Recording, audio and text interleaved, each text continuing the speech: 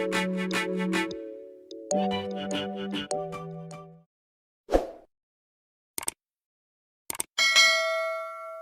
guys, welcome back to my channel. Today I'll be sharing my most used ingredients recipe with you. This is the rosemary salt. Yeah, all the ingredients I'll be using to make the salt today. It's gonna be a quick video. Make sure you wash all your ingredients. Okay, here are all the ingredients I'll be using, and this is what makes the salt so flavorful.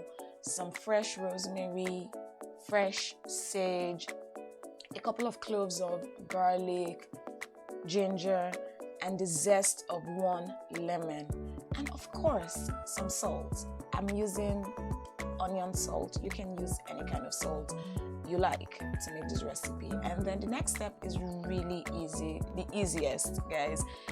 Add all your fresh ingredients and salt in a food processor and you blend. It is that easy. Okay, this is why this recipe is so great. Is because all of this flavor just comes through, whether it's for like a soup, your meat, fish, anything, guys. It takes it up a notch and just makes it so flavorful.